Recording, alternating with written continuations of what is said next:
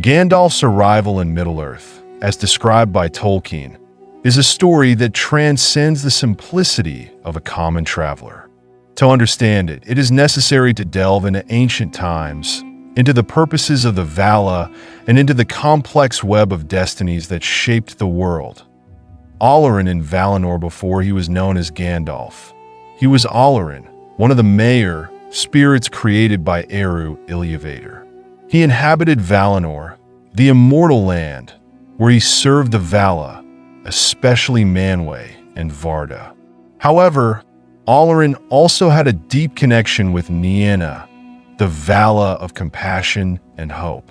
Under her influence, Olorin learned to understand suffering, to inspire courage, and to kindle the flame of hope in hearts. Tolkien describes Olorin as someone who liked to walk among the children of Iluvatar, elves and men, often unseen, whispering wisdom in their dreams and thoughts.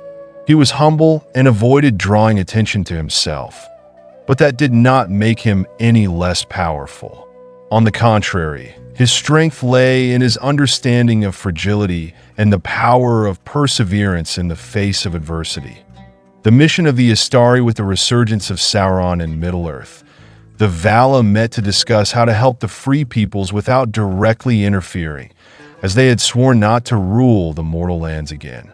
Thus, it was decided to send emissaries, the Istari, or wizards, to advise and guide the Free Peoples against evil. Olorin was one of those chosen, but he was reluctant to accept the mission. He feared the weight of the task and the possibility of failing in the face of Sauron's power. However, Manwë and Varda insisted, trusting in his humility and wisdom as essential qualities for the mission. Thus, he set out, alongside 4 other Istari, Kirimo, Saruman, Iwendil, Radagast, and the 2 blue wizards.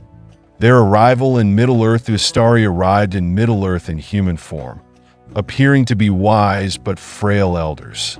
It is not known exactly when Olorin, now Gandalf, landed, but his arrival was discreet, without great displays of power.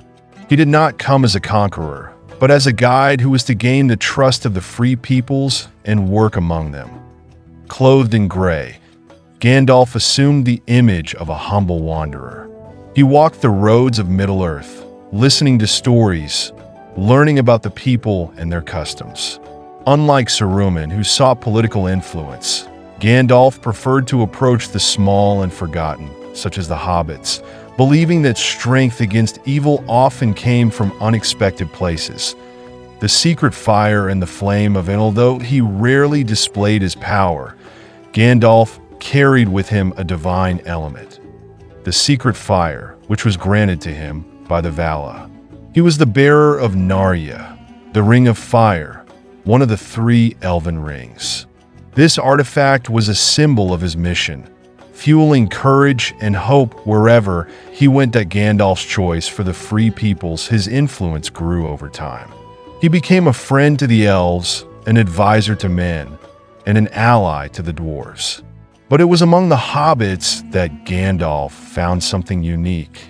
He recognized in them an unexpected resilience, a modest courage that would prove crucial in the events to come. His role was not to lead armies or to confront Sauron directly, but to inspire others to resist. He rallied the scattered forces of Middle-earth, formed alliances, and guided heroes such as Aragorn, Frodo, and Bilbo on their journeys. The simplicity of greatness. Gandalf's arrival, like everything Tolkien wrote, is marked by subtlety. He does not enter Middle-earth as a conqueror or a messianic savior. He chooses the path of humility and service, believing in the power of friendship, courage, and endurance even in the darkest circumstances. That is this humility that makes his presence so powerful. He does not simply arrive in Middle-earth, but enters the lives of its inhabitants, shining a light where there was darkness and showing that even the smallest of things can change the course of history. This is the essence of Gandalf's arrival. Not a grand event, but the quiet beginning of a journey that would shape the destiny of the world, like Gandalf's arrival in Middle-earth. An epic tale. The camera pans out over the endless sea, its waves shimmering in the golden light of a rising sun. The horizon is vast, evoking a sense of mystery and of something great about to happen. In the days when evil began to rise again in Middle-earth, the silent and eternal West watched. In Valinor, the Vala knew that a new danger was growing. For Sauron, the corrupted Maya was already plotting his rise. But the Vala, sworn not to rule the mortal lands directly, decided to send their messengers, the Istari, to meet the challenge in a subtle and cautious way. Among them was Olorin, the one who in Middle-earth would be called Gandalf. Gandalf did not arrive with pomp or armies. He came by sea, crossing the deep waters between Aman and Middle-earth, in a ship that touched the shore gently, like a secret from the west. When he landed, there were no crowds or welcomes. He was just a humble-looking old man, dressed in gray, with a staff in his hand and eyes that seemed to see beyond the mortal world. Silence and observation in the first years after his arrival. Gandalf walked through Middle-earth without haste. He visited forests, villages, and mountains, learning about the people who lived there. He observed in silence, absorbing the knowledge of the elves, talking to the dwarves, and even noticing, with curiosity, the little hobbits of the Shire, who were still outside the great stories. Unlike Saruman, who sought influence in the courts of men and the approval of the leaders, Gandalf walked among the simple, listening to stories and learning their hardships.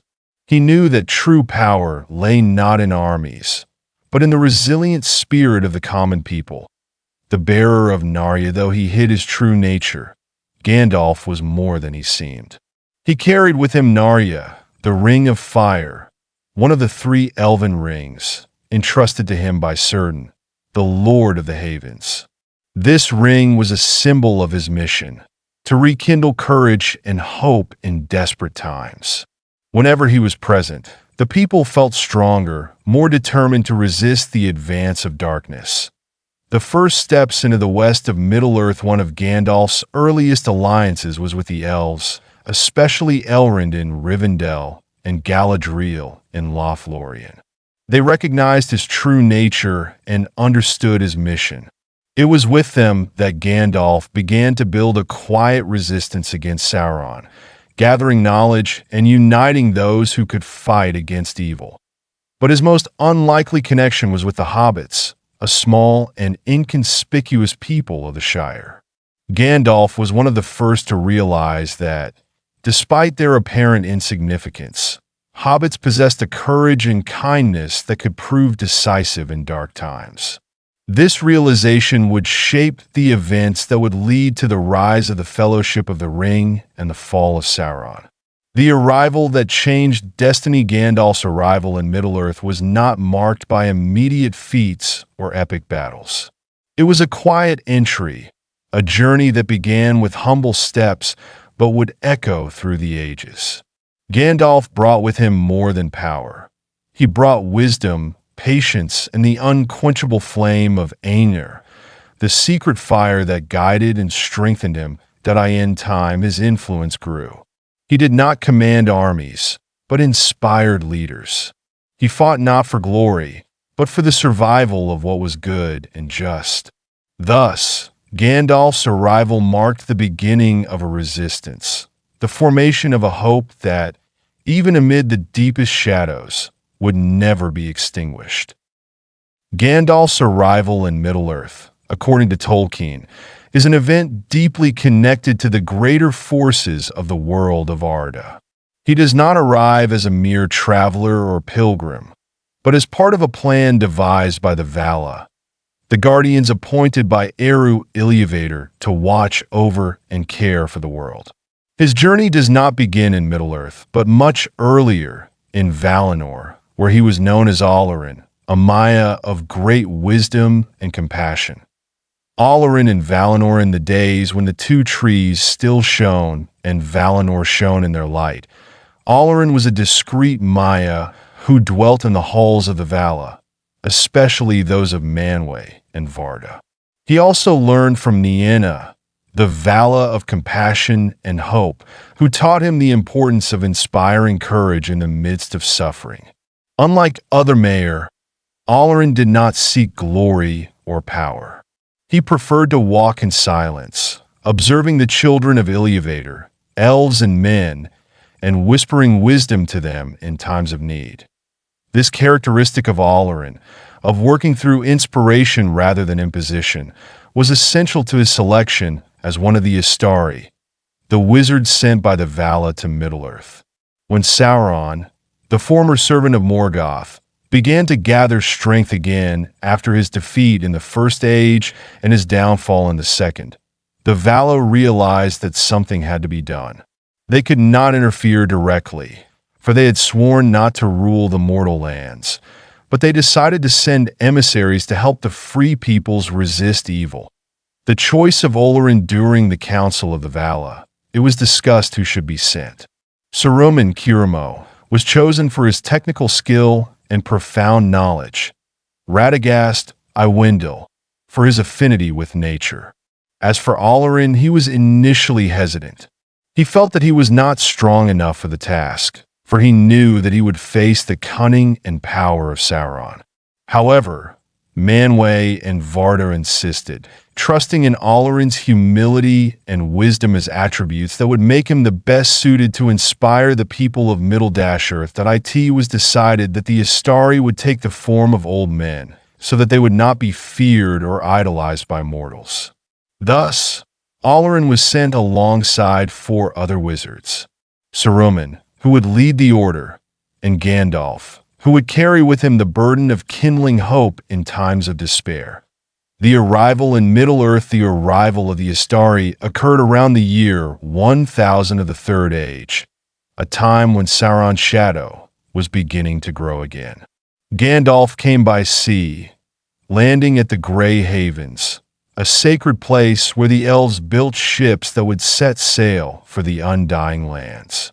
There, he was welcomed by Círdan, the Lord of Havens, one of the oldest and wisest elves who remained in Middle-earth. Upon meeting Gandalf, Círdan immediately realized his true nature. He recognized that among the Istari, Olorin was the wisest and most compassionate, though he did not seek leadership. In a surprising gesture, Círdan gave Gandalf Narya, the Ring of Fire, one of the 3 elven rings, and entrusted him with the mission of keeping alive the flame of courage and hope in the dark times that were coming. His silent mission, Gandalf began his journey in Middle-earth in a humble manner. He walked as a wanderer, without seeking great alliances or displaying his power.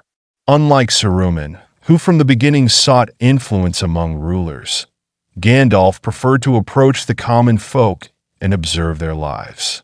He believed that great changes often began in the hearts of the common people. Over the years, Gandalf traveled vast distances, traveling through forests, mountains, and villages. He befriended the elves, especially Elrond in Rivendell and Galadriel in Lothlorien, who recognized in him a great yet quiet spirit. He also visited the lands of men and dwarves, learning about their customs and fears. But it was among the hobbits that Gandalf found something truly special. He was fascinated by the simplicity, joy, and resilience of these small people who lived in the Shire. He realized that despite their apparent insignificance, the hobbits possessed an innate strength that could be crucial in resisting evil. That Gandalf's importance in the fight against Sauron. Gandalf's arrival marked the beginning of a quiet resistance to Sauron's growing power. He did not lead armies or seek personal glory, but acted as a guide and counselor. He gathered information about Sauron's plans, inspired leaders like Aragorn, and mobilized alliances among the free peoples. Over the centuries, Gandalf became a central figure in the fight against evil. We've reached the end of another incredible video. He rarely used his power directly for staying this far, as he believed that shows that you were committed to learning the courage and that the content really made sense to you. But before I end, I want to remind you of something very important. Your feedback is essential for the growth of this channel. Leave a comment with what you thought of the video, and if possible, share your ideas or questions. I always read and respond as much as I can. If you haven't subscribed to the channel yet, take advantage of this moment. Click the subscribe button and activate the bell so you don't miss any news. We have content planned that will transform your experience with channel topic. And if this video helped you in any way, don't forget to like it and share it with someone who could also benefit from this knowledge. When you share, you are not only helping the channel grow, but also bringing quality information to more people. Last but not least, check out the video description. I've included some useful links and additional information that may complement what we've discussed here. Thank you very much for joining us, and we'll see you in the next video. Until then, keep exploring, learning, and growing. A big hug, and see you soon.